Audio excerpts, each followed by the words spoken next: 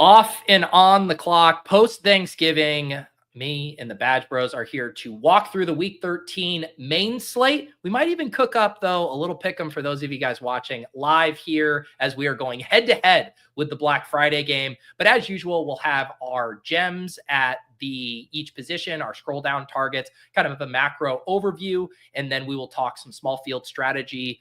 No more dog bowl. We can still talk some goal line stand though. And then we'll wrap it up by spicing it up, slopping it up with some pick'ems. You know the drill. It's Pete with the Badge Bros, off and on the clock. Let's roll.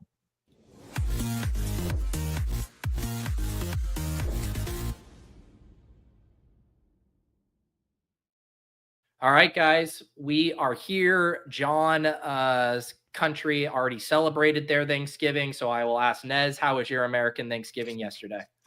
It was good. Thank you for asking about my American Thanksgiving. It was a nice low-key day. Went over to my in-laws, ate a lot, had a couple drinks, lost some money on the Thanksgiving slate, a tradition like none other. Beautiful. Beautiful. Yeah, I was telling Jon right before we went on, I knew I wasn't going to make it up for the entire game, but when I went to bed, I was winning a lot of money on Underdog, and when I woke up, I was winning no money on Underdog. You got Jon Nez, I think. Yeah. So apparently it was our guy, Mark Zorner, I saw had an awesome day. Did anyone else around the kingdom have a good Thanksgiving? I didn't see too many other. Chip has been winning everything lately. That doesn't count anymore. No, it doesn't. It actually doesn't. But that was it. Yeah, I feel like I've also caught Chip doing a little bit of like who runs worse, or I'm gonna. It's just like Chip. I don't think Chip gets to tilt anymore, right? Like he's now entered post tilt. 100%. 100%. Yeah, you have to be. You've entered your Zen era, where you just quietly make money and you don't get to tilt anymore. All right. Yeah. Jon, how did your Thanksgiving stuff go as far as action on Underdog? Okay, not great. I jammed some of the afternoon stuff for the 2-game slate there. I played 5 of the 100s and whatever, and then maybe another 25 in the contest that Chip ended up winning. And then I had 40 in the main slate there. And yeah, I got Jonu as well because I was Laporto over Jonu. But yeah, I can't really I didn't lose too much, so I don't feel like bad. I liked where I was at with it. Yeah, big shout out to Hope and Numi and Underdog, though. As usual, the contest just so much fun. The amount of things in the lobby. I worked very hard to max the rake free. By work hard, I mean I was having to draft a lot in a short amount of time because that contest was filling so slowly. And then I was just like the what was it, the Jimmy Butler like exhausted meme where I was like, Tiny Turkey 2, Turkey 3. That's on you guys. I was able to max all the side contests though. So shout out to those guys. It's always now like a highlight. I feel like in the BR season is all those Thanksgiving contests.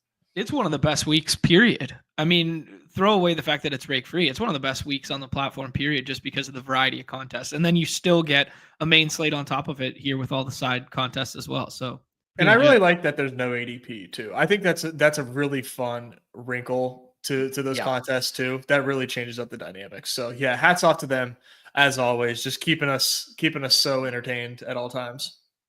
Yeah, good stuff. Unfortunately, the trickle down effect of that is smaller contests for the main slate. But it is what it is. You know, we can't have our cake and eat it too. So I understand the dynamic, but that does not mean that we are not going to spend all kinds of time thinking, talking, and drafting this slate. We still have 15K up top in the battle royale. Some other quirks this week. The Wildcat, someone pointed out to me, is a 50 max this week instead of 150 max. Yeah, I didn't catch that. We do have the goal line stand back with no dog bowl, so that's fun. 4,500 entrants, 4K up top. Nice prize pool there if you're still looking to scratch that 12-person itch. And then the usual side contests, dive, to bomb, and all that good stuff, as well as our Badge Bros Brawl in Deposit Kingdom. But I was thinking, guys, before we get into the full-on slate overview, we do have an NFL game kicking off here in about 20 minutes. I feel like we got to have a little companion OOTC meets Shipcast, pick 'em sweat here. You guys want to cook something up? Absolutely. Absolutely. I'm not really feeling it. Yeah. Let's go. Speaking of which, we got 10 minutes left for this leftovers drafts. They're about 87%. So still action for that there. Yeah. Good shout out here. I'm just like 150. You wouldn't dare. Those are tricky. There's a lot of things up in the air in those slates. So good luck to those playing that, because those are tough. I tried to set ranks. I was like, no thanks. This is tough. I saw those this morning, and like again after get my ass handed to me yesterday with all these similarly named contests and seeing the little fucking bowl of mashed potatoes, I was like visibly angry when I saw it. I was like, throw me over to the main slate, get that off my screen. The bowl of cookie dough. Yeah, exactly. Nice. I love it. Nice. I did the 3 big leftovers this morning there. I don't know. I think it was interesting decision with the quarterbacks there. Like, would you guys in Josh Allen at 1? I didn't want to think about it, dude. To be honest, I took one look at it and I'm like, I don't have the capacity for this. Like, unfortunately, I can't. It was too much of a hassle. I mean, there was that decision, and then the Vegas backfield and the Kansas City backfield. Like, I don't know what to expect from Pacheco tonight. Or today, 5 minutes from now. Yeah. I have a few angles I like. I built a pick on my stream earlier. I'm curious though, Nez, John, you guys got the unabated screener up. Is there any combo of what the math or you guys like in this game? I did a show with Davis earlier, and I didn't like. I was with him on this because we were jamming. He liked the Kareem Hunt hires. They just came out and said Pacheco's full go. Like that rushing yards keeps going lower and lower. So we did that. I didn't love it, but I do like Vegas stuff on the receiving end though. Yes, that's where I was gravitating to. The Chiefs have been a big pass funnel, and you beat them over the middle, which is the strength of the Raiders passing game. It's Jacoby and Brock Bowers in the middle of the field. My favorite thing kind of associated with it, and they pulled my super slide on it, but it's Aiden O'Connell like completions. They had one in here. Oh, they put it back. They did put it back at 29.5. This was down for a while at a big slide, or you can play the more conservative slide. But my thought is, like, if they have success, it's not going to be like deep shots down the field. Like, that's not really their game. And my kind of analogy for it or comp is kind of that Cooper Rush game we got against the Texans, where the volume gets out of control. So I kind of like stuff with like Aiden O'Connell, Brock, or Jacoby, and kind of jamming receptions and higher on completions for O'Connell. Okay. I'm looking at the unabated stuff right now. Unabated agrees with Nez, the Kareem Hunt. Their biggest edge right now is lowers on the rushing yards for Kareem Hunt. They like hires on Kareem Hunt receiving yards. They like hires on passing yards for AOC. Nothing like crazy popping out, showing a big edge right now outside of the lower on the Kareem Hunt rushing stuff. I liked the Amir Abdullah receiving yards. That's like purely narrative based and trailing, and they have the same bodies active more or less as last week, and he played 90% of snaps.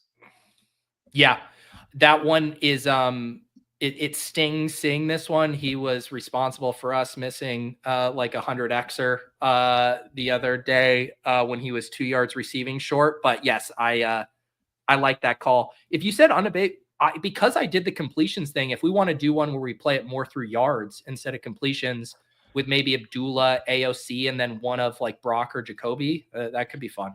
They like an extra like 10 yards on AOC. So if you want to do 229. Yeah. I'd be down with that. So this is just a typical like 5.7 X here. Why is this not a full set? Oh, because of the correlation with Abdullah. Yeah. Do we want to get a slide or a touchdown in here to get some odds that get the juices flowing? I mean, what kind of question is that, Pete? I hope someone doesn't audit what my my pick'em graveyard from yesterday looks like. I mean, it is support would be locking me out of my content. What do you think for a touchdown here? It's kind of crazy to me that Hopkins has a higher multiplier than Worthy for a touchdown. 166, 158 for Worthy. Like I would take Hopkins. I think so.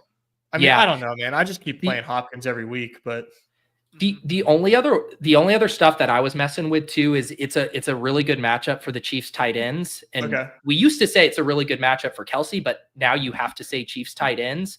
Yeah.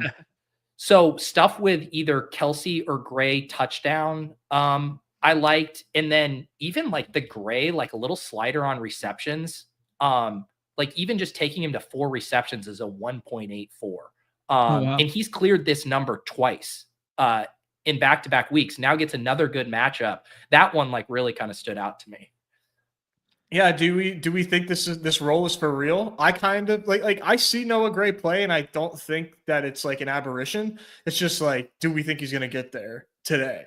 Yeah, I mean, why not? I was skeptical too, but then when I was reading and looking at it, it's like the Raiders, they give up the second biggest fantasy boost to opposing tight ends. Like they are. So then I'm like, all of this coming together, and then you don't even have to bink the touchdown. You could, I guess what do you like more?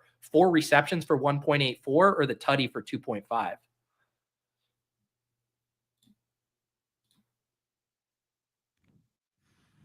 Probably. Sorry. Yeah, my fault. I think I prefer the receptions if you're giving me the option between the two. Yeah. I think receiving yards also a potential boost. Like, what do you like more, 40 yards or 4 receptions? Bigger boost on receptions. If it helps. I think the receptions he's done that in back-to-back weeks. Okay. I think I lean that. I guess the final question, do you guys want to slide the Abdullah at all, or do we like that at 21.5? I'm good with the 21.5, unless we can get like a really nice price. I don't really love that price for an extra 8 yards. Nope. All right. The other one that I would consider tossing in is lower Justin Watson anything. Opposite Gray. I like that correlation. Because they're also the healthiest this wide receiver course been a while. So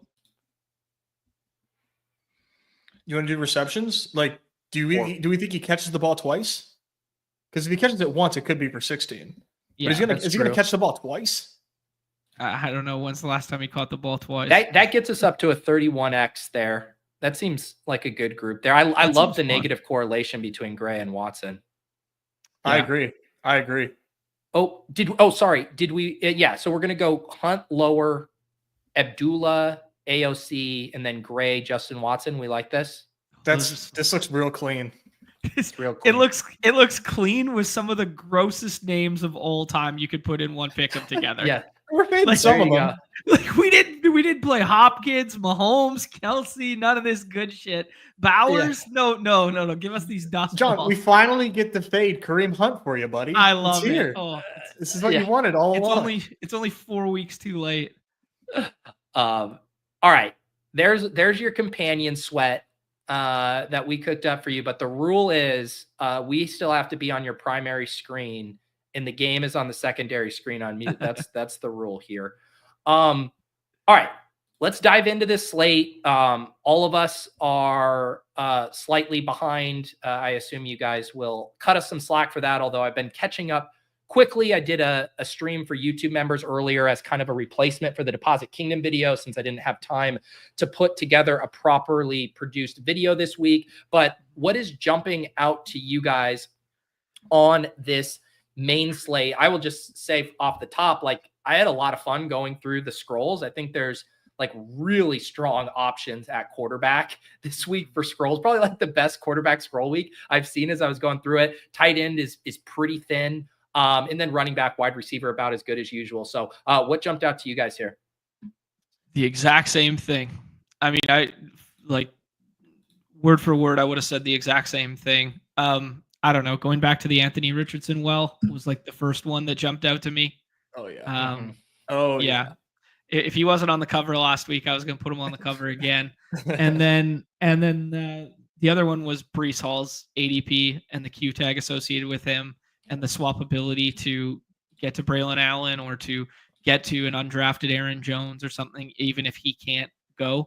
So that was one. Those were the two angles that jumped out for me in my first 5 runs or so. And we did just get the tweet like a minute ago. Brees Hall says he's good to go for week 13. So okay, so he's gonna push up now and be like RB7 or yeah, he might just stay in and around there. Yeah, I think it's gonna take a minute for him to catch up. Jets look like crap. Seattle's games have not been as exciting as we have been hoping for. I think people are just gonna like let him stay down there, especially because look at the names ahead of him, man. I mean, Chase Brown just touched the ball 27 times in a 48.5 point total. Bucky Irving, I mean, I can't wait to click him. Nobody can wait to click him. It's going to be hard for him to push up, I think. Yeah, that's a good point. I think so too. And the other kind of, to Nez's point about the sentiment index, you go and see where Garrett Wilson and Devontae Adams ADP is. Like, no one wants anything to do with this Jets team. Like, everyone's just, I think I definitely, like, you never want to make hard and fast rules, but it feels like one Jet, min one Jet, like one of those guys at these prices, I think are going to have a really big game. That's spicy, and I respect it. I mean, it's true, right? I mean, like two weeks ago, last week, we like couldn't wait to play. I mean, I myself included, could not wait to play a game in the Seattle environment. Now we get one, and like, and everyone's like, nah, actually, like these games never shoot out anymore. Didn't you just see last week? Like, it just is it's a really good buy low. I agree. Yeah, and maybe my overall exposures won't reflect 100% Jets and lineups, but more just I think with the prices, and they are just going to be really strong scrolls where you're getting an ownership discount and you're getting a highly projected player in a good matchup. What else are you guys seeing with this slate here? Maybe some of the stuff up top. Are we Barkley 101 in one of the toughest matchups? I think so. I mean, dude, the slate is just super dense. Like the first 2-3 rounds are just loaded with talent and like first round best ball picks. Dude, I don't know how you can fade Saquon, man. I mean, I'm done. I am done fading Saquon Barkley. I don't think it matters who he's up against.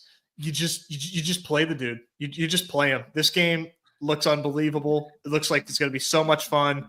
I think the Eagles are going to be able to have success in the air. And I mean, yeah, the Ravens are tough on the ground, but like, man, it's Saquon Barkley and the Eagles, man. Right now, I just don't think there's a matchup that I can care too much about that I don't want Saquon. Yeah, I agree with you there. I think the biggest bull case for Saquon is the environment around him too, in terms of ADP targets, where it's like you can poke holes in everyone in the first like 7 to 8 picks. So why not just take your 101 when you get your 101, because you're going to get fallers on the other ones. Because like, I mean, you could poke holes in the mix and stuff after last week, the JPJ matchup with Pittsburgh there, you can poke holes in, yada, yada, right? You go down the list. So I'm just taking Saquon because he's ADP 1. I'm not in love with like the spot, obviously. I think I agree completely. Is like, I think it's way more of a conversation of who the 102 is, because I think you can make lots of claims for that. But I think we just treat Barkley like, to compare it to, was it last week? The CMC 101 and HN 102, where I wanted to make a big stand on HN as my 101 over CMC. Like, I don't think we have the 102 where you can make that stand over Barkley. And so I think you just take your Barkley with your 101 shares. And then if you want to shuffle up too, like, I don't think Mixon is the locked and loaded 2 on this slate at all. So I think it's fair game after that, though, to do whatever you want. I think the biggest question mark is this Nico, Chase, Puka. Like, what are you guys doing with wide receiver 1? AJ Brown is interesting because, we've talked about pass funnel for Baltimore for so long there, but I think we're going to get Devonta Smith back. We got another limited practice today, so makes it look a little less enticing there. Yeah, I mean, you could spin zone this any which way for me, like Jamar being the explosive play guy and the pass rate over expectation stuff. Nico gets a game environment boost in theory with Trevor Lawrence coming back now. Yeah, what do you guys like here? Well, yeah, I think Nico for me is the 101. Okay, like very, very much locked over Saquon, or sorry, 101 receiver. My fault. Wide receiver 1. Thank you. Okay. Yeah. Wide receiver 1 for sure for me. This game for Chase and the Bengals just moving forward is like every game is do or die for the Bengals. Like, they're a good team. They're a good team, but like they like basically cannot lose another game if they want to make the playoffs. And they have hopes of making the playoffs. They're favored in this game against Pittsburgh at home. Like I said, 40.5 total. I mean, if you care about weather, it's going to be freezing cold in Cincy, like literally freezing cold. But we know better, right? Like we're not supposed to care about that. It doesn't actually affect the games. But I mean, there's people that are gonna care about it. But I like the matchup for Nico better. I just think Nico's just an alpha, obviously. And Chase has T. Higgins, and they're separated by 7 yards in pick'ems right now. Like T. Higgins has been awesome this season. And when he's on the field, I just think it kind of hurts Chase's ceiling a little bit. I would probably take AJ Brown over Jamar Chase, hand up. Yeah, I think the thing about, and I'm always have this fresh on the mind after talking about these games with JM, but like looking at these guys, like Nico and Puka are the two that I think get there in basically any game environment, where I think they're just such big parts of the offense. The targets are going to be there. Whereas Chase and Brown, I think to win you the slate, then you want more pieces with that game. You either want them stacked up with your quarterback, you want their game environment going, not saying you're forcing a bring back with them, but just saying like, I'm okay with one off Nico, one off Puka, where it's like, man, AJ Brown, I really want Hurts. I want another piece. Jamar, I really want Burrow. I want another piece. Cause those guys, their targets can be lower. And you want the game going nuts if they're going for 30 or whatever. I think the field kind of agrees with you, Pete. There, I did 10 of these this morning, and I got a couple AJ Brown plus Hurts, with Hurts in the 3rd round falling back to you because people feel similarly, where it's like, I'll just get my exposure when I have them stacked. So does that change your guys's perception in any regard in terms of like combo ownership, or it just doesn't matter? I guess when I say like need the game environment too, like it more would make me be like, okay, I miss out on Hurts. Maybe I grab Zay. Maybe I grab a Ravens tight end where I just like want to bet on more than one piece as opposed to one off AJ Brown, getting me home. Okay. Yeah, no, that checks out for sure. Yeah, I'm cool with AJ Brown any which way, to be honest, but yeah. Yeah. And I think that I always have like redacted brain coming over from that show with JM, but those kind of things are a much bigger deal on DraftKings with the 9 lineup spots. We know on Underdog where just hitting the one-off stuff, the margins are so thin for these guys separating from each other that it's not near as big of a deal. I think that's just like in the perfect world, you want AJ Brown in those game environments. What are you guys doing at tight end? Taysom Hill, no longer a gem. Now the secret is out. And in fact, he is going in the top 20 picks. Trey McBride up here as well. And then pretty wide open. Are you guys clicking Taysom Hill at ADP this week? I mean, I can't quit it. Once everyone just figures out the top secret sauce, I think you have to. But it's interesting to see ETR have him all the way up at the top there, even above Trey McBride in their rankings right now. So it's a good game environment with a good high total. It's pieces I want a part of, but I'm not comfortable this week getting crazy exploitive and overweight Taysom as I would have been in weeks past.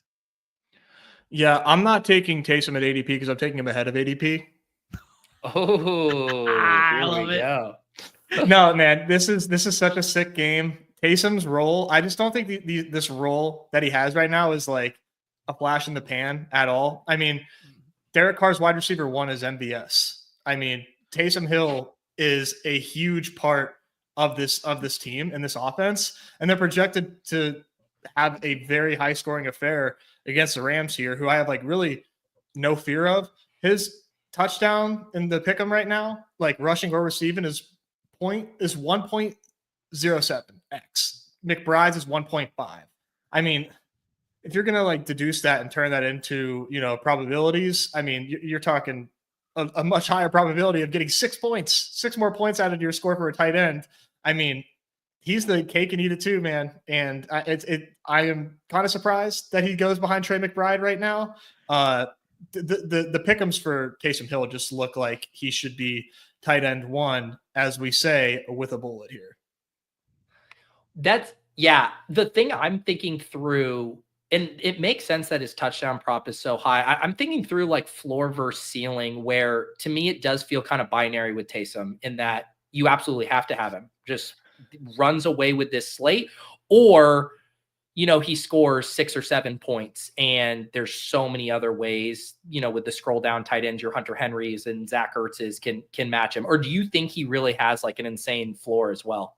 I think the floor is so good, dude. Like the thing is, it's like we have like, even when Trey McBride has a great game for Trey McBride is like 18 points. Mm-hmm. That's often like just like not a huge separator. And if we can get like 10 points from Taysom, sometimes that 8 points just like doesn't matter if you just like hit the nuts at these other spots. Like it's just like so rare for a tight end to like truly separate these days that like, even if you are like foregoing an early pick to get Taysom, maybe you're taking Taysom where there's a landmine that everybody else is taking a position player, and you're just like breaking even at worst. Like I just think the floor with tight end is so bad. Mm-hmm. And the ceiling is so like capped that like Taysom just is the best of both worlds, in my opinion. Yep. Yeah. And I do think it's probably one of the weaker tight end slates we've seen. And I wouldn't be surprised if this is a week where not a lot of guys separate. And I don't even hate that, like if the weeks where you can win a tournament with 11 or 12 points from the tight end, those are kind of nice too, because it gives you a bunch of different paths. Whereas like you have the Jonnu or the Taysom week, where it's like no money if you don't have those guys. Let's kind of pivot then to scroll downs. I know John mentioned the Anthony Richardson. I was saying how much I loved a lot of these late QBs. I mean, once you get, past Stroud, I mean, so many of these guys, Nez was talking about love for this game with Stafford. I think the Darnold stuff looks good at home versus the Cardinals. Obviously you got Herbert with a nice team total. Drake May is in play. I even went as gross as mentioning Bryce Young on my stream earlier today. No one's clicking him, and it's a really good matchup. Hard to stack, really hard to know how to play him. But what else kind of jumps out to you guys as far as scroll downs here? What if Adam Thielen had the David Moore game from last week? We would have never heard the end of it from you. What if? You're still not, and it didn't even happen. Directionally accurate. Yeah, no, I agree with most of what you just alluded to there, Pete. I probably won't do Bryce Young despite the film bros saying that he's playing considerably better. I did a Sam Darnold this morning. I did a Geno this morning. Kirk Cousins is kind of interesting, just dome game. We are respecters of Chargers defense around here, but just if you want to play game environment there coming out of the bye and you want to do like a skinny stack that nobody's getting to, like him and Pitts or him and Mooney, just for leverage purposes, absolutely, because the only time he's getting drafted is alongside Drake London. That's all I've ever seen. So yeah, but I think you kind of just nailed it with all those quarterback scrolls. Nez, any you like here that we haven't mentioned yet? I think Darnold is worthy of a scroll, right? He just kind of, I mean, what is it, back-to-back games now of 20 fantasy points against two, like what we would deem to be tough opponents, like passing with Chicago. Like we would have thought that, like, I mean, we still do. I think that's a tough ask. And he puts up 330 and 2 against Chicago. He gets Arizona, who like Arizona's had some wonky games, but like, hey man, if you're going to give me like very low owned Darnold, and even he's at the ADP here where like I'm okay. I'm not worried about like, oh, you can't stack him with JJ because anytime Darnold is taken, it's with JJ. But the ownership is so low that like even when you're right, you're competing against such a small fraction of the field that like I don't think you have to worry about that in BRs. But if you do want to get to Addison, I mean, go ahead and get to Addison. I mean, free 3, dude. He's been balling. Well, and I think that the logic or that of, every JJF share is going to, be paired with Darnold is when people were really excited about Justin Jefferson, when he's the 101, 102, and right. He's dropping 30. Right now, that sentiment is just not there. So I think you'll probably see way more one-off Jefferson and being like, hey, can I get my 21 points from Jefferson and just like sneak out of here kind of thing, as opposed to like he goes nuke and Darnold is the optimal quarterback. Yep, respect it for sure. There's 2 super gal brain scrolls here. Derek Carr for all the leverage in the world off of the Kamara and Taysom stuff, or if you want to go to that next bridge of pairing him with one of them too, I mean, they go every single draft and the quarterback goes completely undrafted in a game that has like a near 50 total. So there's that. Yeah. And then Trevor Lawrence skinnies. I mean, he's going to be under pressure all game long from one of the best defensive lines in football. I don't know, kind of irresponsible for them to be bringing him back off the injury like this in meaningless game conditions. But yeah, it ball out quickly. Him and Ingram as a break glass skinny stack, or I put Brian Thomas Jr. on the cover today just as a potential. When I did my run through earlier, I flagged both BTJ and Ingram. And now that we're getting confirmation that Lawrence should be good, yeah, I don't hate it. I think BTJ definitely the better play as far as how he hits and how he wins with some of the downfield stuff. I like the Lawrence skinny idea with him a lot. Let's do running back here. I will scroll us down to, let's say, like past Aaron Jones. I think this gets us into the good scroll down territory. Who jumped out to you guys in this kind of 35 and lower range? I mean, I'm going to throw out Brian Robinson Jr., man. If we don't get, I mean, we're not going to get Eckler, right? I think Eckler is already ruled out, or is he even practice? Yeah, DNP on Thursday. So that bodes very, very poorly for his availability. Got Brian Robinson limited, man. I know McNichols has had his, rotational role when Eckler was out. But I mean, against the Titans, like if he's the lone horse in that backfield, like the rushing as far as rushing attempts goes, I like Brian Robinson quite a bit for his share of rushes that he should get here.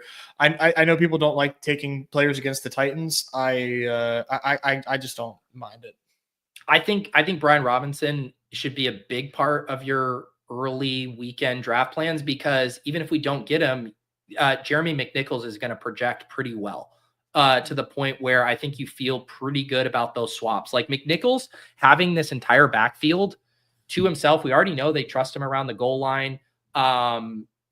And I think just in this offense here, in this game environment, which is kind of intriguing to me, I think McNichols is going to be a really strong swap. So I have no problem hammering B-Rob right now. Yeah, good point. John, what running backs down here stand out to you? Honestly, it's a lot of contingent stuff. So like Spears full practice, but like if we weren't going to get Spears, I was going to take some of that Tony Pollard volume.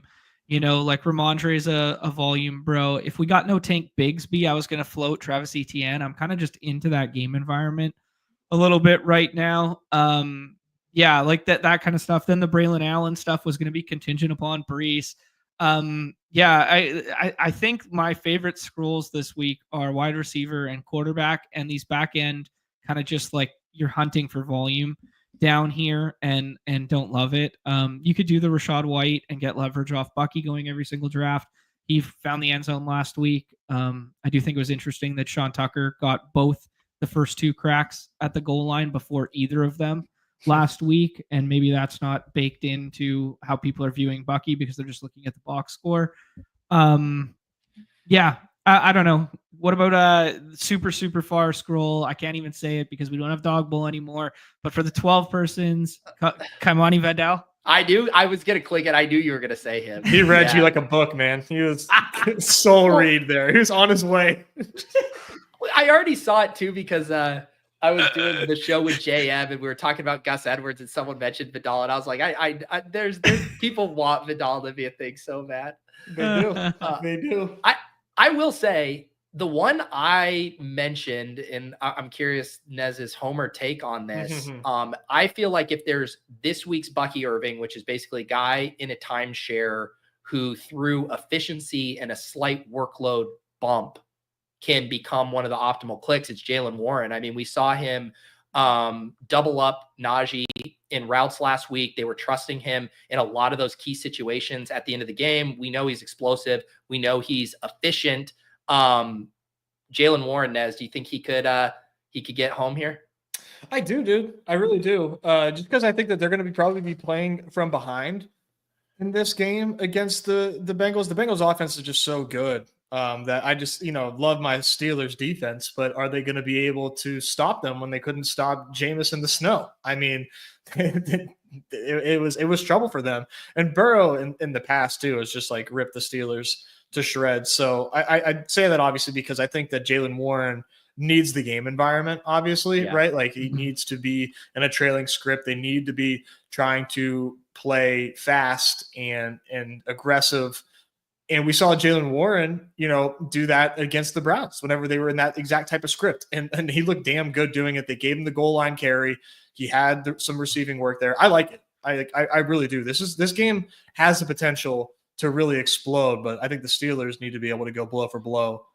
And I mentioned this in my Deposit Kingdom video last week, where even when I was talking about Bucky, and it requires a little IKB on the projection, and a lot of these other guys, the Pollards, the Brian Robinsons, like they're just going to project for more work. They're really strong scrolls week after week because of the ownership relative to the touch projection. But I do think if you are trying to get a little fancy with it, you want a lot of those factors working in your favor. Catching balls, efficient, can do big plays. And I think the big thing that stood out for me, and Nez mentioned it, was them giving him that goal line carry there in that game, because that's been the huge bugaboo for him. It's just like, there's no chance at a goal line carry. Well, now there's a chance at goal line carries. That's where you could start to get the Bucky type of game where he does it in all three facets between the 20s, catching, and some goal line work. So I'm not going to oversell that. I think he should just be a part of your deep scroll portfolio. Let's talk wide receivers. Oh yeah, go ahead. Last one on running back that I can't get it on board with this week, but I've seen a couple people click it, is James Conner. I won't click James Conner this week. Just like 4 straight weeks of downward trajectory in terms of snap share. I mean, down in the 50s and 60s. Now Minnesota's been the last kind of like 5-6 weeks been the best rushing defense. They're also best in the NFL for the entirety of the season in rushing yards allowed per game, like only 70 something like that. I know there's a lot of noise in a stat like that, but yeah, man, they're starting to mix other guys in, and for good reason, and they blitz a shit ton here. So I think it's going to be like ball out quickly.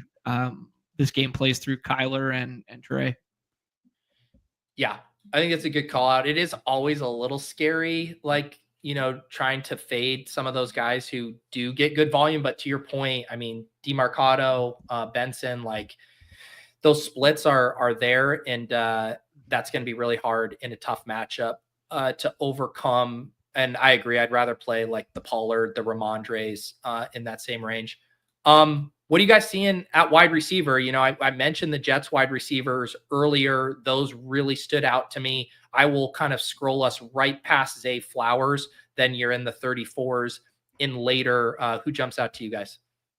Michael Pittman Jr. Yep. I mean, since he's come back, he took the week off. He probably should have gone on IR. He's slowly getting healthier. No downs. A-Rich back. They showed a rapport both in the limited sample last year and last week. 15 targets back-to-back weeks total, not in each game. That'd be insane. But yeah, I will be playing some Michael Pittman Jr. And then I'll throw out Darnell Mooney, who I mentioned before as well. They're coming out of the bye, super concentrated offense. Chargers respect doors, but yeah, I'm mixing that in. What about you, Nez? Yeah, I find it really tough to get to some scrolls here, but the ones that I will name are Calvin Ridley, who has had just a pretty solid target share ever since Hopkins has left at Washington there. So I think that there should be some catch-up ball played there. So that's kind of the thesis behind that. And then I don't even know if this should count, but like Devontae Smith, he's not going to be, I don't know how often he's going to be a scroll, but like, I mean, the limited, he's taking part in practice. An obvious shootout spot here where you can take advantage against the Baltimore secondary.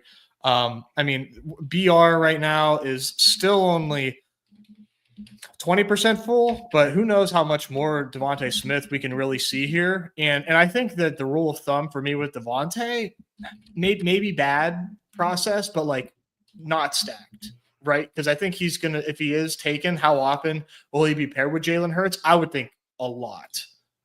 So I think maybe give me some Devontae Smith without Jalen Hurts. And if he's who you need without Hurts, then I think you're separating in even a much larger way than just like, oh, cool, I hit Devontae Smith, but Jalen Hurts didn't get there. And me, along with every other Devontae Smith drafter, had Jalen Hurts type of deal. And I'll say too, very, very similar to the B-Rob. I know we talk about the Q tag and the swap stuff a lot around here, but I always think it's interesting to think through from a portfolio perspective, because you can't do 1-for-1 individual swaps. So you kind of have to think it through where you don't, if you could do individual swaps, right, you could take Devontae Smith in every draft right now and then just see, I'm going to set this up because I know the opportunity cost of what I'm pivoting to is good. But because you wouldn't want 100% of one swap, I do think, I think with B-Rob and Devontae right now, I would like them like 1 out of every 5 drafts. I want to be taking one of those guys and have the potential swap angle there for them, see what materializes throughout the rest of the weekend. But I think those Q tags should be a part of your draft plans right now. Mm-hmm. Speaking of Q tags, there's one that would have a decent impact on the upper echelon of the slate is the Noah Brown role. And like we talked about it last week, how like Noah Brown's role has been real. And he's out targeted Terry for like 4 straight weeks now or something like that. So, or over the last 4 weeks. Yeah, I don't know if that has any implementation on your guys' likability for Jaden Daniels at the top, or if you want to get to Terry more or whatever. I mean, the only thing that I was kind of thinking about when Nez mentioned Calvin Ridley is I really like naked Jaden Daniels with Calvin Ridley. Because that's how that game gets sped up. And Calvin, the Commanders have been beatable on the back end as well. So if you are kind of struggling who to pair Jaden with, and you're actually worried about, hey, the Noah Brown thing, no one wants Ertz, it's just going to be all Terry McLaurin. It's like, well, what if it's a De'Ami Brown game? What if it's whatever, like that kind of play there. And the other thing about Terry, and go ahead. I was just saying, I was holding my breath waiting for you to say Nick Westbrook-Akine. Oh God! The way you set that up, I was. Oh my God, is he gonna say it? No, I wasn't. But what does he have? 5 touchdowns in the past 6 games. It's something absurd. It's crazy. Yeah.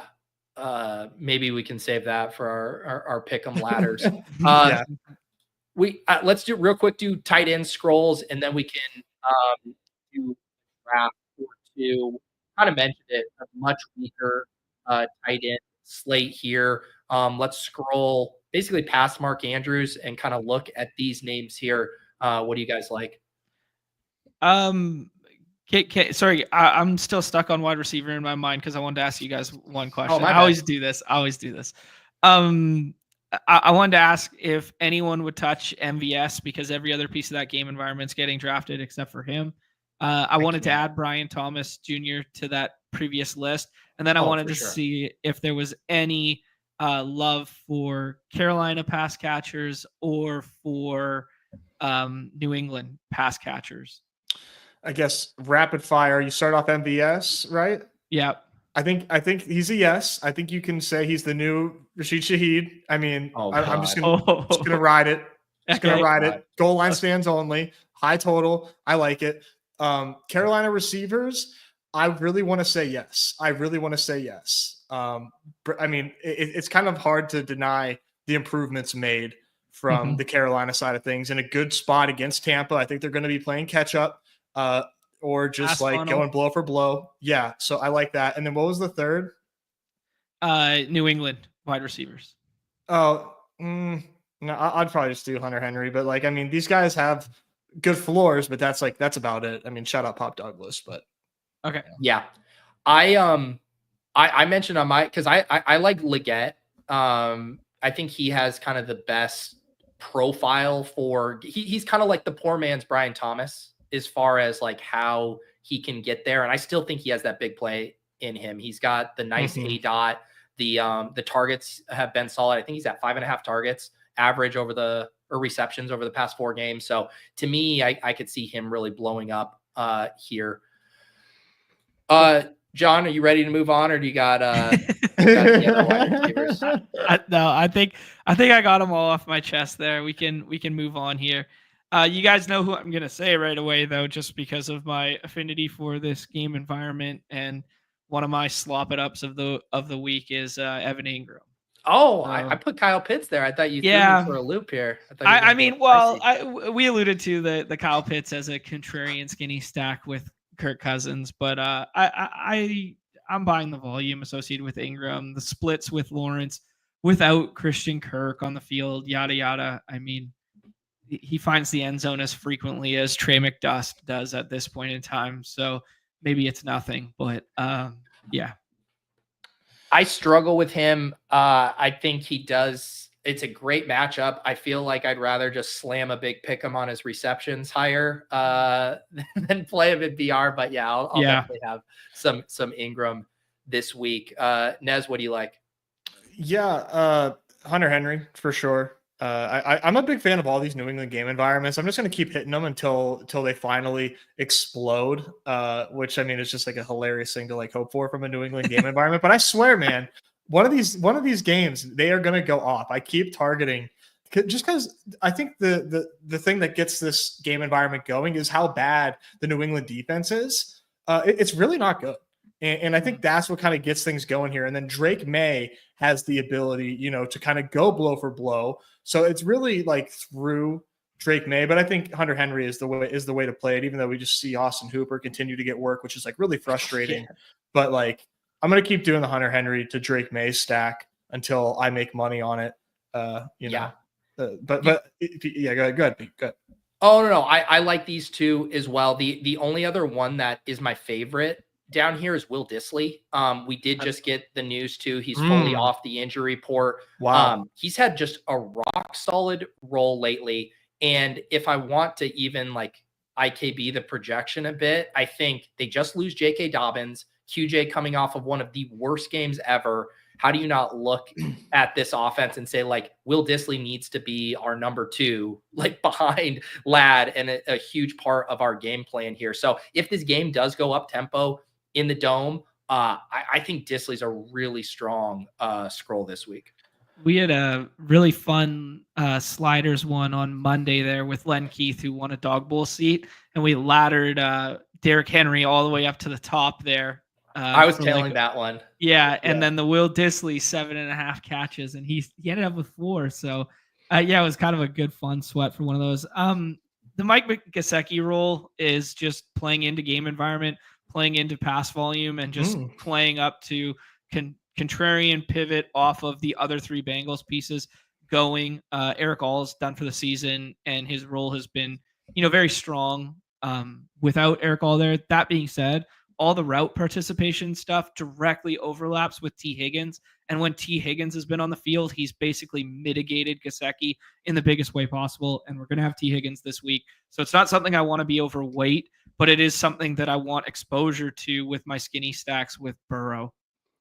I like that call, John. I wasn't really thinking about Gesicki at all. This is a really high total for the Bengals. The route participation has still been there. Just like obviously, like you said, when T. Higgins on the field, the targets just drop dramatically. But he's still running routes. And if you want to do the bro science thing, the Browns destroyed the Steelers with Jordan Akins like all game. They couldn't stop hitting the tight end just for 10 yards. Little bit of a different usage, I think, for Gesicki, because Gesicki's basically like a wide receiver. But I like the call, man. I really do. They missed Njoku for the touchdown in the end zone there too. Don't remind us. Yeah. The only other guy I'll mention, because John's too big of a coward to do it. I mean, you want to play Kyle Pitts or the weeks, no one wants to click him. And 35.7, he's going to probably be like sub 10% drafted. Doesn't feel good, but again, like the home dome thing, and you want to talk about leverage angles.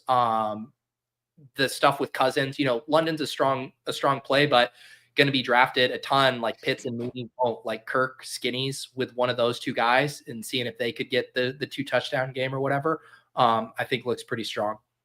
Yeah, I agree with you there, Pete. The interesting thing that we've kind of all walked our way around the conversation, just like bring it full circle to the overview in the beginning, is doesn't this feel like flattest exposure week of the year outside of Taysom? Like like Nez made the concerted argument of like why you would get over on Taysom this week, right? We've no one's made a big push or stand on getting crazy over anyone else. Remember my Jets stand? Might have been the craziest stand of the show. That's true. That's true. One Jet in every lineup is That is a stand. No, but I agree with what you're saying. And the other thing too, I think that's contributing to that is there's some good in game environment, or I would say there's lots of good game environments, but there's none that are like, I absolutely have to have this game, or I want to be overloaded on this game. And there's also not like a team total that you want to be overloaded on. Without the Lions, without the Niners, you're not just like one Lion in every lineup, one Niner in every lineup. Like, so it does really lend itself to spreading it out. Yeah, I did that one line in every lineup thing yesterday. Yeah. Not great. But this game, just in general, I know we normally don't go game by game. The Falcons are another team that, like, any game the Falcons are in, I want that game. I want the Falcons, and I want the other side of that game. I mean, Pitts and Disley are both just like I think are like, if I'm not doing Taysom, I think it's in that game environment. I have to agree with you because the use of the pen in articulating your point. Oh, that was big time. That was like old school, like pardon my take back in the day. That was like, oh yeah, here we got this and we got this. And dude, that really drove it home for me. That worked. I'm embarrassed. All right. Let's talk a little small field stuff, and we'll hop into DK draft here. I do think, one of the things that corresponds with it being a flat exposure week, with there being like, man, if one of these game environments emerges as the game you need, as usual, I think like the double stack and the overstacking stuff in small field looks really good this week. Yeah, absolutely. I agree with you. A lot of fun ways to do that too. Yeah. Yeah. Because you can lean into, no one's going to talk you off of Philly, Baltimore. That one has pretty massive potential, but then you can play like pretty sick leverage angle. Like you could do a Kirk Cousins double with London and Pitts and bring it back with Ladd, or you could do it with London and Mooney and bring it back with Disley. Like those kind of like game environment bets look really good to me, where you're also getting a pretty good ownership discount as well. I like it. Yeah, exactly. One of my favorite ways I've been doing it right now is with and it's a little chalky, but the Bucks, just like putting as many Bucks as I can in the lineup just feels very fun. Yep. Yes. We've kind of hit on this, but definitely I think all of us agree one of the strongest quarterback slates, and more so on the I guess top to bottom, but I'd say like QB 6 to 12 about as strong as it's been in a while. The other thing that makes like QB 6 to 10 or 12 or whatever feel stronger is that you can poke holes in the front end more so.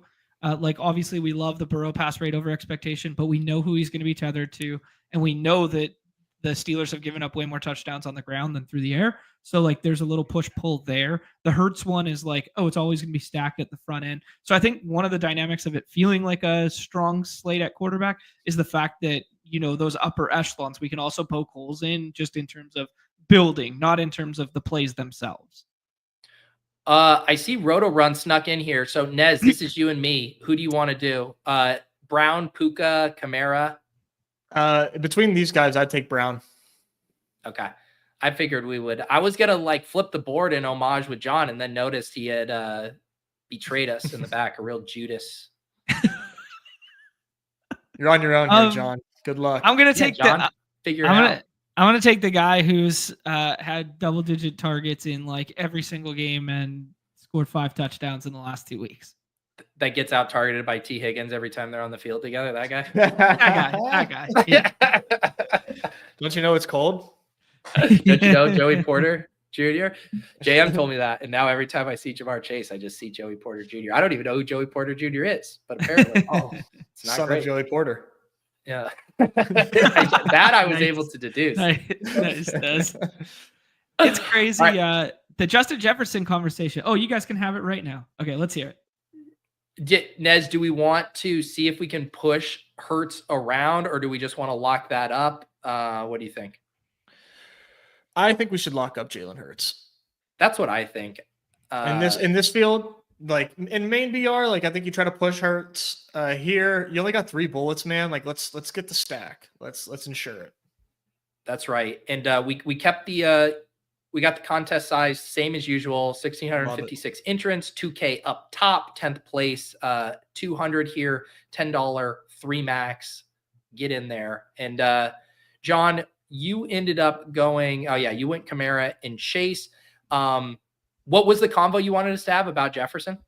Yeah, like just we've talked about how the coverages have been different for him this year. The double digit target games that were there every single year last year are just not now. Is it the week that we get overexposed and we buy back in like I tried to do last week? Or is it just like we have to accept the reality associated with Justin Jefferson right now is that he's very effing talented, but they double bracket and shade 2 guys his way every single time. And they kind of just scheme him out every single week. So he's not good for our fantasy game. I mean, it's tough, man. It does seem like this could be a good Justin Jefferson week. I haven't gotten there yet.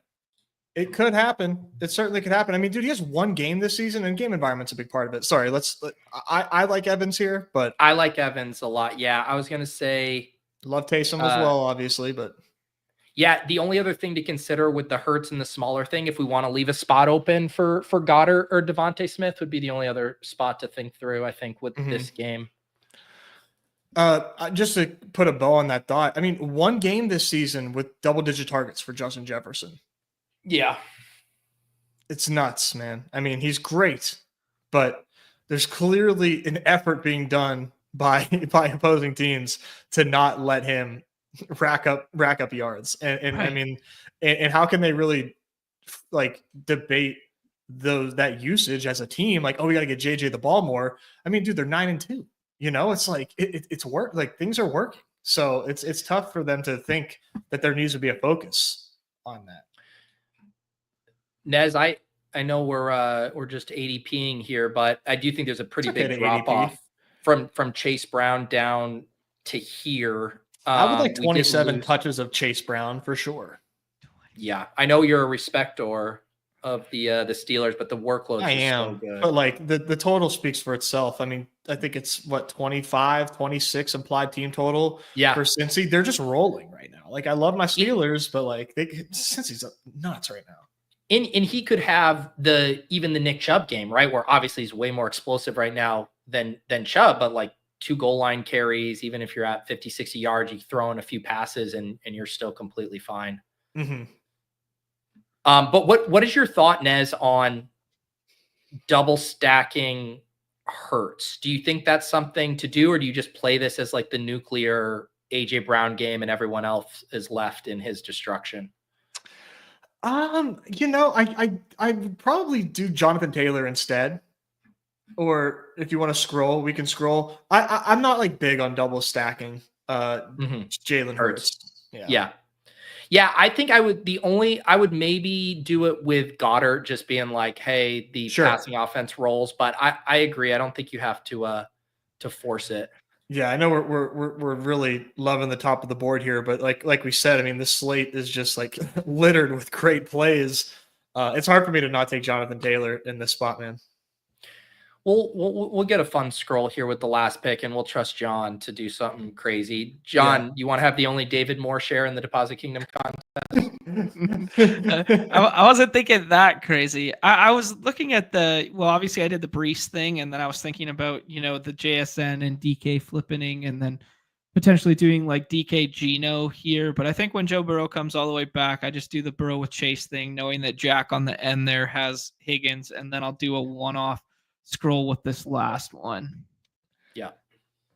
Well done. Well, and that kind of goes back to what we were saying about Chase and AJ Brown, where in the main BR, when you're drafting these guys a decent bit, you definitely want to have some as one-off, some stacked. But I think in the small field stuff, when that stack is there for you at cost, it's hard to pass up on.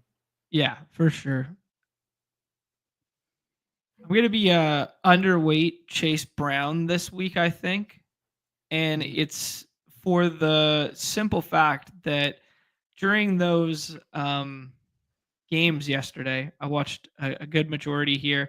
We're going to scroll the F down, take Brian Thomas, put our money where our mouth is.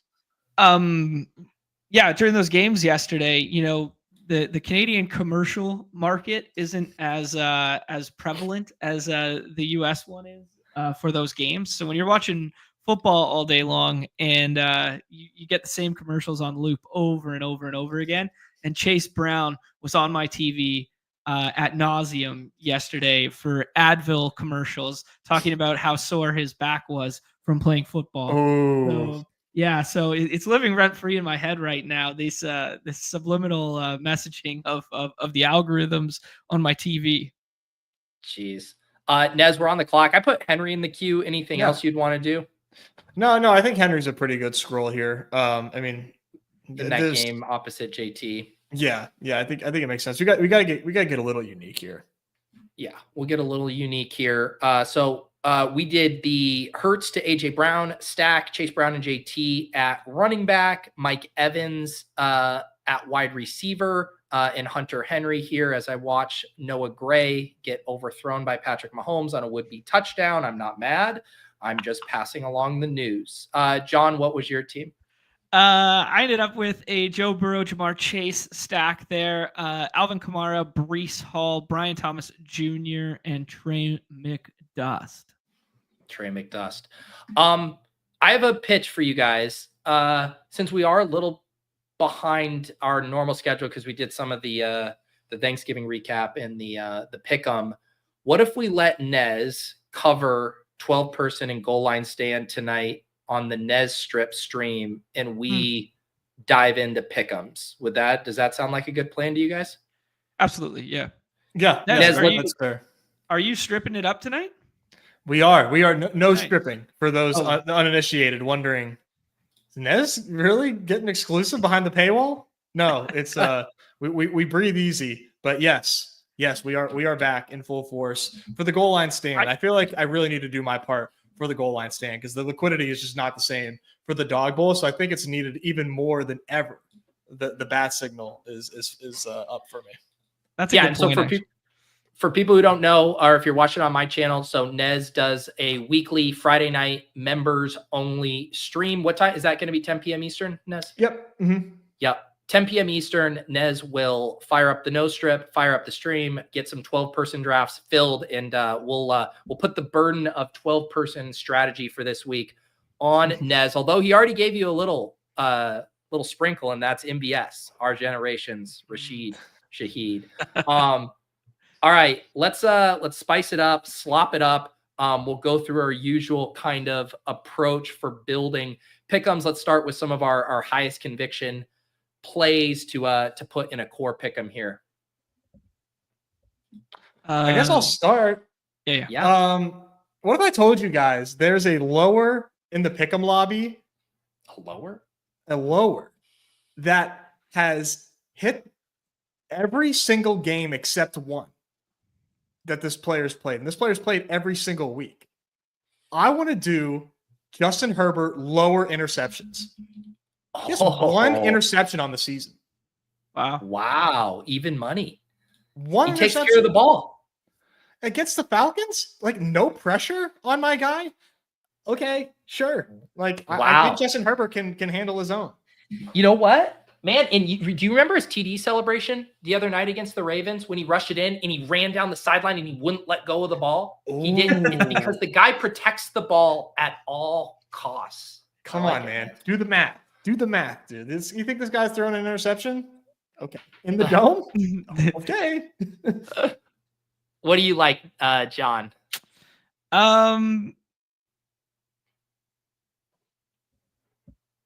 Give me 1 second here. I'm still sussing through something here. I was looking at game environment first.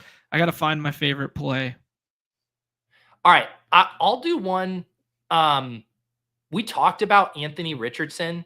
I know that the reason we get excited about Anthony Richardson for fantasy is because of rushing and rushing touchdowns. But it was 177 when I looked at it earlier. It's up to 179. This is just like a laughably low line. And I know he doesn't have Josh Downs, but you think about the ways Richardson hits, the way New England gives up so many big plays. It was Cooper Kupp. It was Jalen Waddle. The way that Richardson can get there with just a few. He had 272 yards against the Jets. I just think the higher on his passing yards here looks really good to me. I know it takes a little bit of a leap of faith with how we think about him, but that number seems silly. The Patriots, Pete, from week 4 on, are the worst team in dropback EPA per play. Yeah. Wow. That's a good one, Nez. Love Anthony. Hopefully, yeah, and hopefully, did we get a practice update on Alec Pierce? I knew he had a Q tag there. I would definitely like Alec Pierce to be playing here. Yeah, I wasn't keeping up with that, but I kind of like it regardless. Yeah, DNP Thursday. Yeah, I don't know. Yeah, so I don't love that. Hopefully, he gets into practice today. But yeah, they're gonna have success throwing the ball. They don't have Ashton Doolin either. 80 Mitchell week, man. Oh yeah, they got the alpha right there. Why are we sweating? He's been there. He's been there the whole time. You guys think I just randomly put Michael Pittman Jr. on the cover? Come on. No, I do like Pittman this week. Terry McLaurin, 4.5 receptions with a little boost. 5.5, yeah. Not traditionally a volume guy. Decent game environment. Not a decent game environment either. But the Noah Brown banged up thing, the running backs banged up. Might not get either of the running backs. Thinking through it out loud. I'll float that one out. Another one, I like the Aaron Jones stuff. Aaron Jones receptions or Aaron Jones rush attempts both stood out to me. Yeah, I'm just throwing out feelers here, and you guys play it as you see fit. Another one, I said earlier that I wasn't in on James Conner this week. Some lowers on the James Conner rushing attempts or something of that magnitude I would be interested in as well. Yeah, that's kind of those were the ones when I was just jamming here and looking for something that I liked. Those were the ones standing out to me. Which of those are your favorite or any? I like the McLaurin angle with Noah Brown banged up. Obviously, this is probably like one of our more volatile cores, just like looking at Richardson passing, McLaurin receptions. I also didn't mind the Conner lower matchup trend, but it is juiced down on it. I think it was like 0.9 or something on the lower. You guys like this for the core? Yeah, or did I you just like want to see a real swap, quick. Nez? Conner rush attempts. No, I think I'd rather do Terry. With no Eckler there, I think you can probably project Terry for at least like an extra target, at a minimum. Yeah. I don't mind it. Tennessee, I don't think is as scary as people think. I'm into it. All right, we're gonna lock this in. Go ahead, John. There's one other angle to that same game environment to play, and it's play Jaden Daniels rushing. If you prefer it to the Terry, and you just go both running backs are out. He's getting healthier with the rib stuff. He hasn't been running as much in most recent memory, and you play higher on the rushing yards. What's it at? 38.5. 38.5. I think it was like 29 last week, and he smashed it.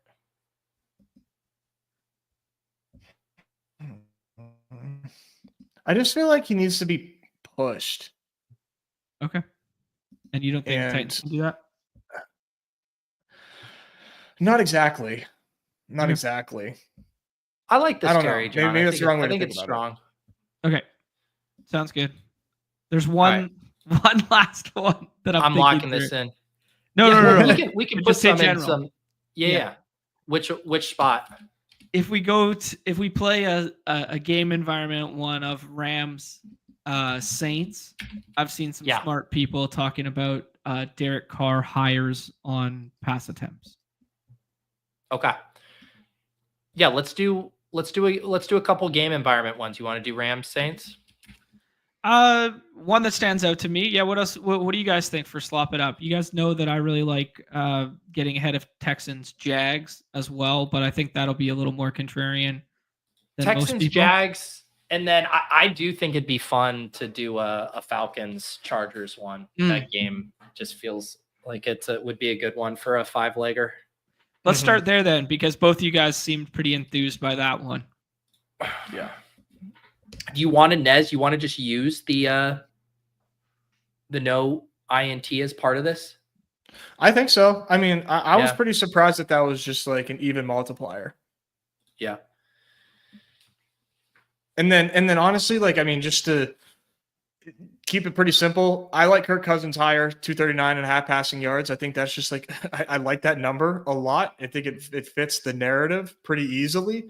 You know, we do have to kind of dance around it a little bit because of like, you know, trying to limit the docks that we get on this. But like, man, that's about as good of a pick 'em in this game environment that we have, sans Herbert picks. Yeah. And then I'll go ahead and say I'd love to toss in the Disley 4.5 receptions, higher getting plus money. And yeah, we shouldn't get a dock on that just because we have the Herbert pick.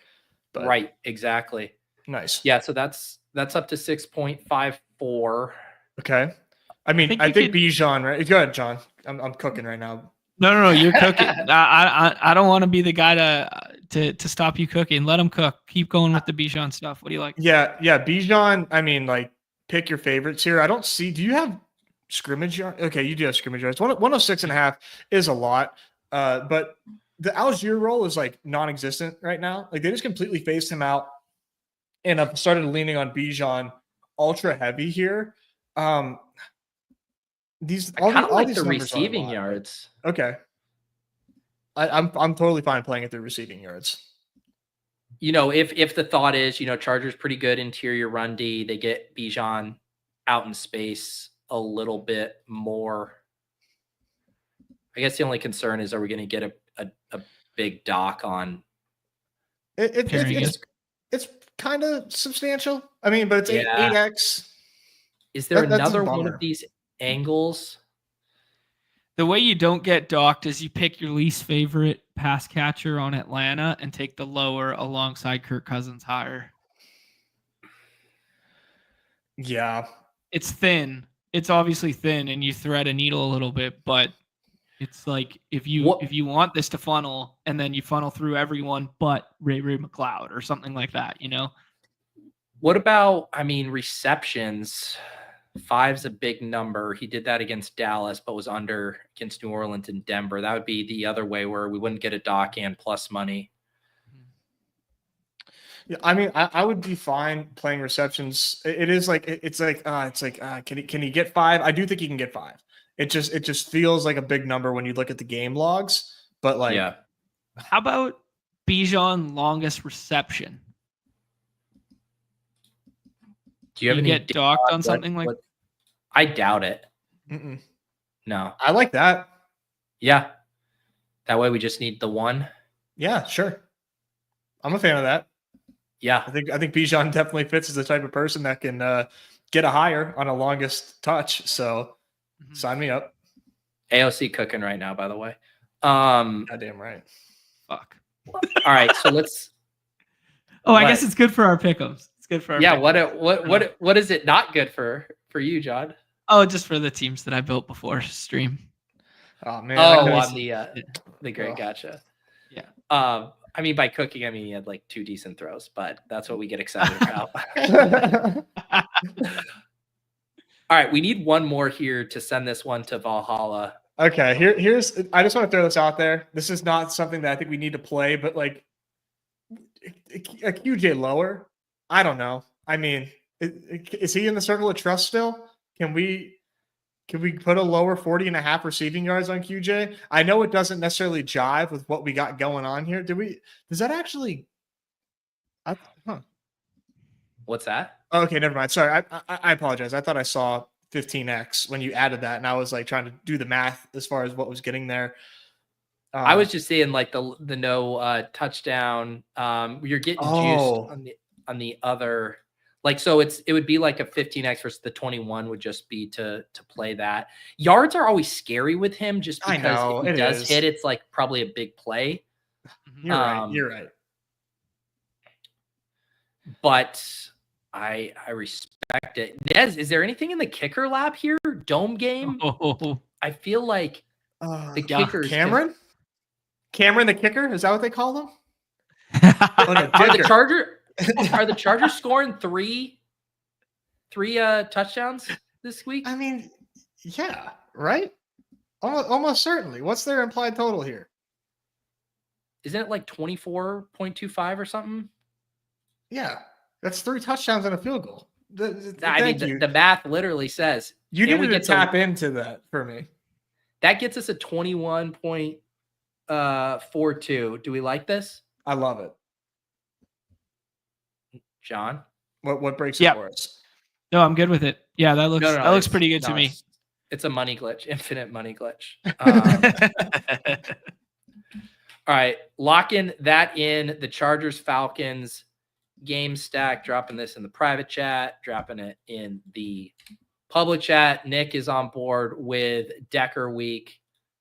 There we go. All right, we locked that in. All right, which game do we want to head to next? I think Saints Rams might be hard to build because it's pretty concentrated, and if you don't run it through Taysom, it might get a little ugly. But we can try. If not, I would vote for the Jags and Texans game. Jags Texans is a classic slop it up game for us to have fun with here. Yeah. Where do you want to start us, John? Probably with the Brian Thomas Jr. stuff, but I'm pulling it up on my end here. And the thing I would say too, like maybe if it is we don't even have to do a full 5 leg, but we get some slides going with some of these big play guys. Yeah. Good call. Evan Ingram reception standout. Brian Thomas. Did they finally post that? I always love those. Nope. I just refreshed and it's not there. We don't have any Evan Ingram yardage. Man, Travis Etienne, 31.5 rushing yards, down so effing bad. That's holy man. That's too bad, isn't it? That's just wow.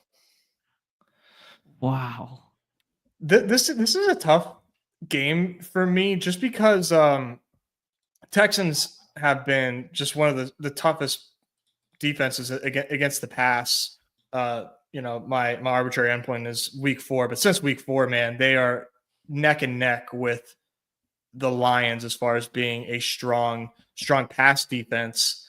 But I think the concentration on the Jags team is like, we can still kind of get there, right? Like, I think that can still hold true. I think Brian Thomas, do we have receptions for Brian Thomas Jr.?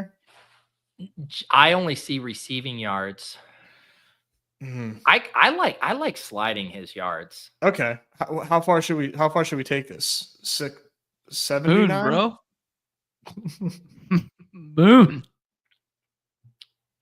Who's either 79 or 89? Yeah, I think 79 is probably my limit on BTJ. I think you correspond it with a Lawrence slide of some. Let's see where we can take this. Probably 239 gets you up to a 1.43. Yeah, let's see. Okay, I don't want to just throw cold water here, Nez, but they played the Packers without Love, the Texans passing defense. I think they have a really good pass rush, but they played Patriots. I don't remember who was quarterback that week, but then no Love, Colts backup quarterback, Aaron Rodgers, Cooper Rush. We're already on board, John. We're building a Trevor Lawrence, Brian Thomas stack. You don't have to convince us. Okay. What number do you like on the Lawrence slide? Where's too much? I like 239, but go ahead, John. Yeah. I think you either slide. I don't think you slide receiving yards and passing yards. I think you slide passing yards and touchdown because they won't correlate well enough. You won't get full value out of the slide, will you? Well, let's see. Let me just put one in here. If we just do Nico TD on the bring back or whatever. Yeah. So it's extra 4. Yeah, versus if you like, what's the Brian Thomas TD? It's got to be juicy. 1.43. So that's similar because the 1.6 was the slide. So it is a pretty big dock. Like if you just do the TD there. The other thing I wonder if it's not quite as is if you did like the longest reception. I mean, 39 and a half is pretty big. It is big. But if you do that, you're not getting quite the dock either. Like if you did 29 and a half. I think So I just do touchdown, I think, at this point. Touchdown, yeah. Mm-hmm. And I assume we all like Nico TD at plus money. That doesn't feel like it should be a thing. Right. 100%. Yeah. I mean, like for a 10x man on 3 picks, that's kind of talking my language a little bit. Yeah, 13-7 there. 13-7 on rather Nico, BT Tutties, and then a slight Lawrence slide to 239 and a half. Yeah, just a baby slide. Yeah, baby slide. Yeah. Hey, threw 308 against Green Bay last time we saw him. Come on. All right. Let's lock this in. I like it. Nez, I was kind of surprised. I was kind of surprised to hear you're doing the no strip tonight because I pegged you for Thanksgiving's done yesterday. Christmas starts today, guy. Like I thought you'd be going Christmas tree tonight. Oh, bro, we went Christmas tree earlier in the week. Oh, already you beat Thanksgiving with the tree? Dude, they're the same thing. They're the same season. Like you can have the Christmas stuff up and celebrate Thanksgiving. It's all the welcoming of cozy season. And I mean, dude, sorry for setting up my house for like an immaculate Christmas vibe. I mean, the lights are up. It's perfect. Let him cook. I respect it. Let him cook. I respect it. I wasn't trolling at all. I just pegged you. My soul read on you was that you were going to be that guy. No, because you're the guy that puts Christmas tree up on like December 20th. So I know that much. You're I am that guy. I need the season. Yes. Yeah. All right. Thank you, Tyler, for the super chat. Big Saint Nick. Energy pick'ems only. We got Smitch becoming a YouTube member. Yes, Chad, we already covered this. Nez is doing the no strip stream tonight, 10 p.m. Eastern, and talking goal line stand, 12-person strategy. I say we do a game one. Let's do the Colts Patriots because there's a few different angles I like in that one. And just like lock in Anthony Richardson passing yards to start. Yes. Yeah. Okay. John, do you want to lock in something with Pittman? I mean, 4.5 receptions seems with plus money seems very nice. Yep. I fully agree with you there. I like that a lot. I want to get your guys's. So on the one I did earlier today, I took Ramondre 13.5 rushing attempts. I also always think scrimmage yards are in play with him, but anything do you guys have a lean on which way? Because I do like the Ramondre stuff. I did too, and then maybe it was some fake news. Davis told me that Gibson ended up like usurping him in the middle of the game last week. I saw people talking about that too. I also think it was like a brutal matchup for them. They were getting their dicks kicked in, and to me, I saw that like way more as like a game flow aberration than like Ramondre getting benched. But maybe that's me being stubborn. Mm-hmm. Yeah, First time since week 7 that Ramondre had been below 50% of snaps. They basically ended up playing that. Yeah, that might just be like they're getting smoked. We need to switch something, and we're not switching the quarterback. I tend to agree with you there, Pete. If we don't like it, the other thing on New England too. I mean, I think we're all in on the Hunter Henry stuff. Yeah, I think it's a bummer we don't have receptions up here. The Colts, they've been a top 4. The thing about the Colts, so they're a top 4 fantasy boost for opposing running backs and a top 4 fantasy boost for opposing tight ends as well. Wow. So they give it up both ways there. I have receptions for Hunter Henry. I'm not sure. Oh, you do? Let me refresh. What do you have at? Okay. Sometimes you just got to give them a little nudge. Where Anthony Richardson keeps climbing. Anthony Richardson's climbed 2 yards since we've been talking about him. It's been pinging around because it was like at 177. Then when we did it, it was 178. Then we looked at it, it was 176. Where there's like two whales hitting the highs, hitting the lows, and they keep adjusting back and forth. Yeah. Okay, I have 4 in right here that got us to 9-4. Not the sexiest multiplier in the world, but the Pittman hires with the boost, the Anthony Richardson, the Hunter Henry, and Demario Douglas 35.5. What do you guys think about Demario Douglas? I like it, man. I think he's got I think this is a pretty good spot. He's hit this number like by far, like in his last 3 games. That hasn't even been a sweat. Can we slide it? There we go. Permission to slide.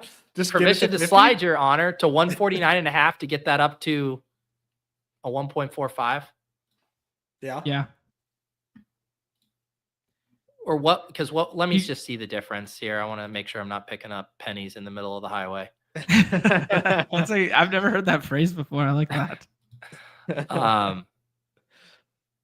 What the other one that just came up? They're refreshing right now on the back end is Keyshawn Boutte came up as well.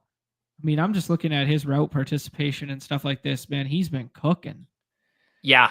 The other thing that this could maybe use is a tutty, or like Drake May too, I think could help round this out. Right. An interesting thing to do with May, I wonder, like in avoid docs, is like if Drake May is just cooking in general. Running. I think it helps. Yep. So I think doing something around the rushing, potentially maybe rushing yards. I mean, I think rushing TD is a little crazy, but just like a rushing yards, and like the fact that he's doing well, helping them stay on the field is good. Rushing yards gets us up to close to a 20x here. Oh, I got mine at 27. What did I do differently? Did you have? I boosted the Demario Douglas. Yeah. This is what slide do you like better? Because I also think we could make the case for Pittman. I mean, Pittman going 1 extra catch for a 1.5. I kind of like that. Yeah, that's a better. Okay, slide. so then we keep Douglas at his lowly 39 lowly, yeah. Okay, and then that gets us up to a 27x. Oh, you guys have him at 39. Take him back down to 35. Oh, you're right. Because you're only getting a 0. whatever for those extra couple yards. It's not worth it. Yes. Yeah. So 25.75x. I like this one. Yep. All right. Let's lock that in. Pittman 5.5 gets you to 25. I like this one. That might be one of the best ones on the board. Man, it might be worth building another core one with that one. Let's build another core with that and Ingram receptions. Did they put that up? I'll check. No, just longest reception, receiving yards, and touchdown. And he's never scored a touchdown before, so don't fact check me. But he's never ever scored a touchdown. Allergic. Yeah. Who's more allergic to the end zone for real though? Him or Trey McBride? Holy. Trey has an EpiPen if he gets too close to the goal line. Were we redoing the core or what's? Well, we were just gonna take a gander here. Sure. Could also do it with Jaden Daniels rushing. Oh yeah, because we didn't get there in that other one, right? How about Jaden Daniels rushing, Pittman boost, and Derek Carr pass attempts? Sure. I'll play that. I'm not gonna be happy about it, but I'll play it. Do you like the pass attempts more than the completions? I don't know. I'm sorry for asking. Sorry. I'm just recycling the knowledge of smarter people than me. I don't know. Yeah. What is what everybody's on over 29.5 pass attempts? People like it. All right. All right, we'll lock this in.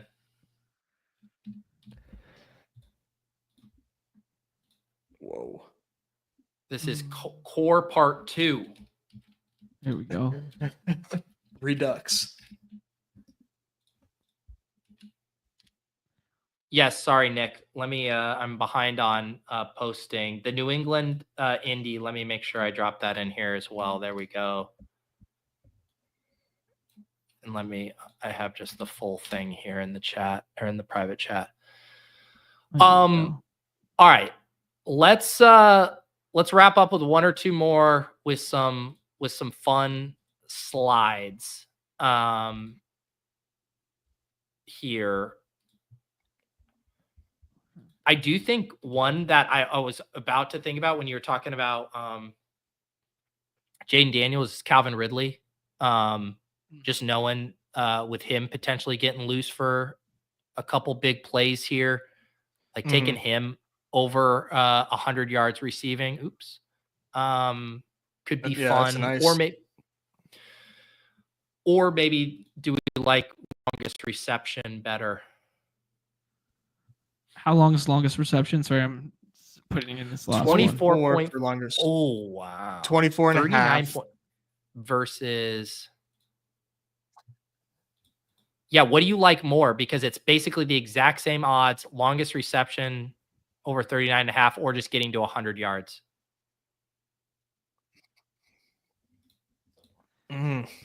Probably longest.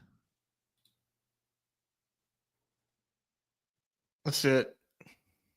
All right, let it rip. They're going to be slinging it.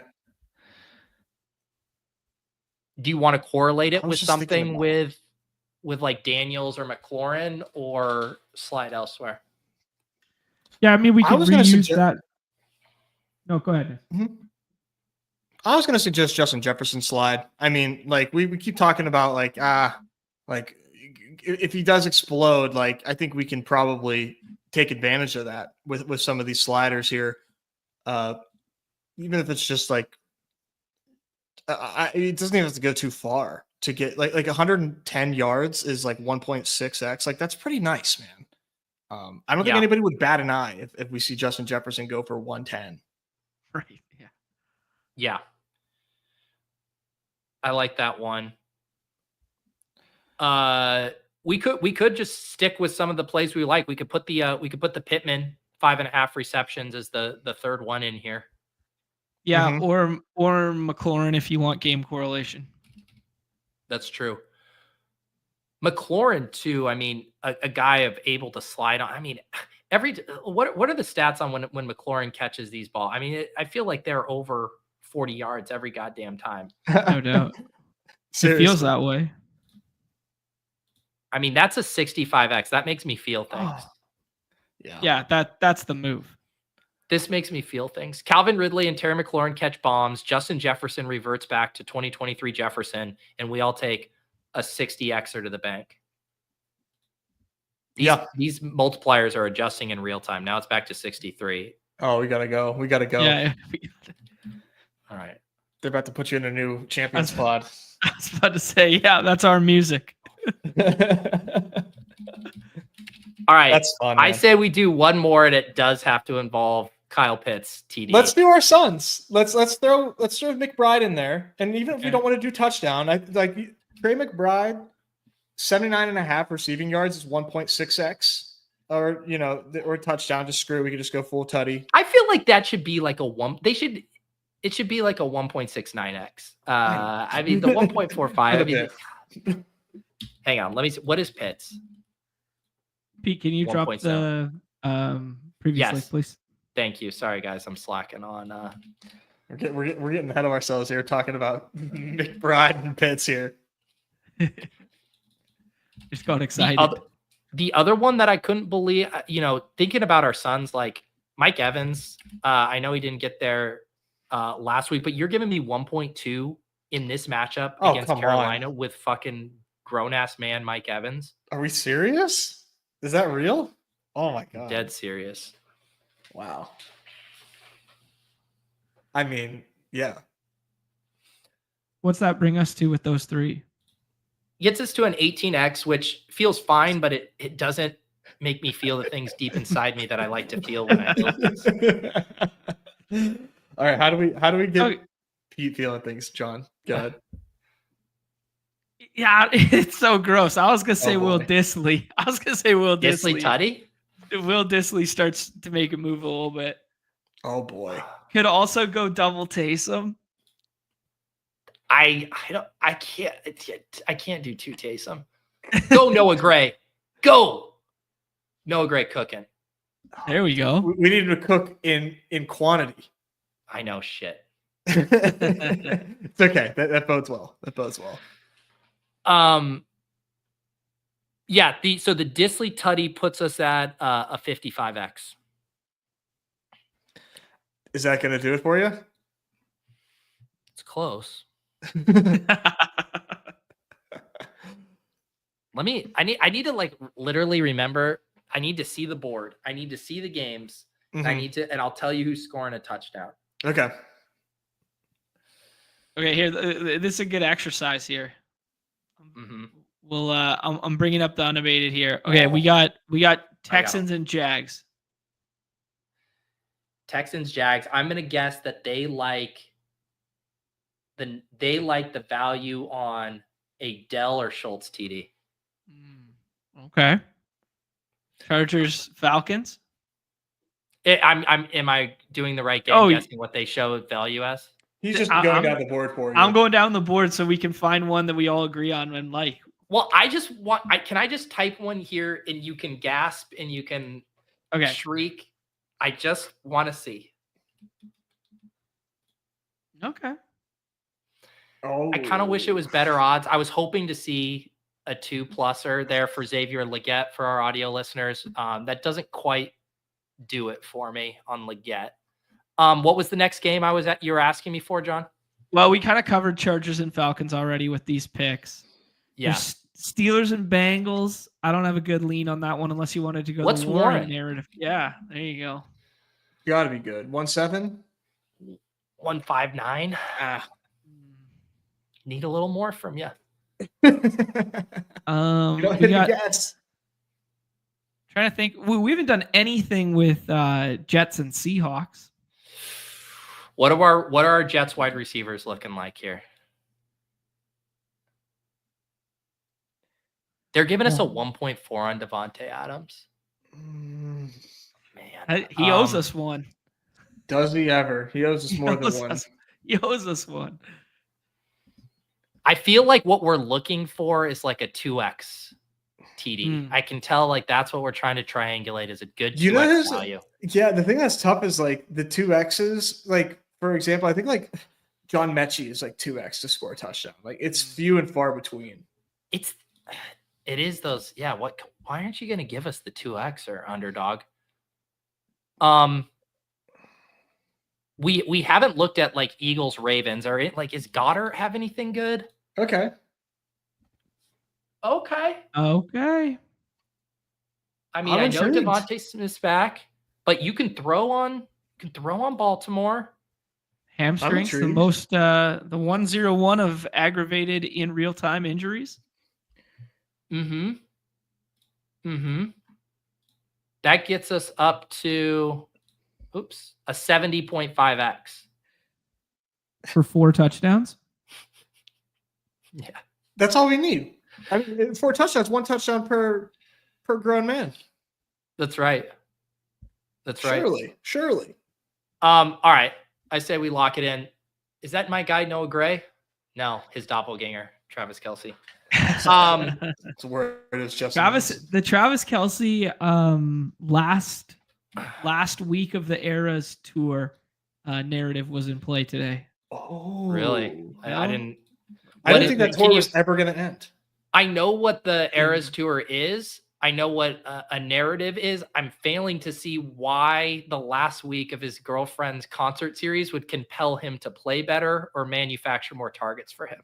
Because he's about to finally get to have the sex again. You think there's no sex when she's on tour? All right, I dropped that touchdown in there. I feel like we did good here. Chip was asking about hoops. I would love nothing more would make me happy than for me to be able to drop off right now and draft teams while you guys talk about hoops. Are you guys doing any hoop stuff today? I will not be. Yeah, I'm not well versed in what's going on with the hoops today. I knew I couldn't play all the way till lock and be ready with the news. So I'm taking a step back today. So I'm out on the hoops today. Yeah, I don't have sound like you're retiring. I know. Yeah, I'm kind of struggling with my lean on the hoop stuff today. I mean, I'm still firing. Don't get me wrong, but I don't have like great conviction right now, other than just like get out of here. Other than I like Cade Cunningham. He's coming back off injury today. Should be back against the Pistons. That's my son. So I'm gonna draft a whole bunch of Cade today. Let me ask you one hoops question. From when I was looking at the slate, tell me which of the Trailblazers I need to click in the 6th round, because there's a bunch of them. I think Simons, if I had to pick. Yeah. Okay. Or I mean Ayton, but he's not. I don't think he fits that bill. No, yeah, he's like ADP 28 or something. Mm-hmm. Yeah, 27. All right. Basically, figure it out on your own is what we're trying to just tell you. Draft the best players. Just draft the best plays. I love Friday night hoops though. That's one of the best sweats. You get the no strip stream going. You watch your winnings go to 0. Nothing's better. Not unless you're appreciate you guys. Oh, go ahead, John. Can you share that last one in the private chat? Yes. Sorry, I keep forgetting here. I'm gonna paste this right now in the BadgeBros channel in the Discord. I just dropped the entire card from this show. And if you guys want to tail us there. So yeah, no strip stream, 10 p.m. Eastern. I'll have After Dark tomorrow night at 9 p.m. Eastern. I'm thinking about rolling solo. My guest hasn't gotten back to me. So if they don't, I will just roll solo there, and then we'll have the cram on Sunday morning. No Deposit Kingdom video this week, but I did do a stream earlier for YouTube members on my channel if you want to circle back to that. Anything else that you guys want to mention here before we get out of here? No, I'll see you in the lobbies though, and best of luck, guys. Yeah, best of luck. And yeah, also, I saw some nice messages in the Discord yesterday for Thanksgiving, people feeling thankful. Just want to reciprocate that and say we are all thankful for you guys and in this community. And hope you guys have a great rest of your weekend. We'll see you guys next time on Off and On the Clock. Peace.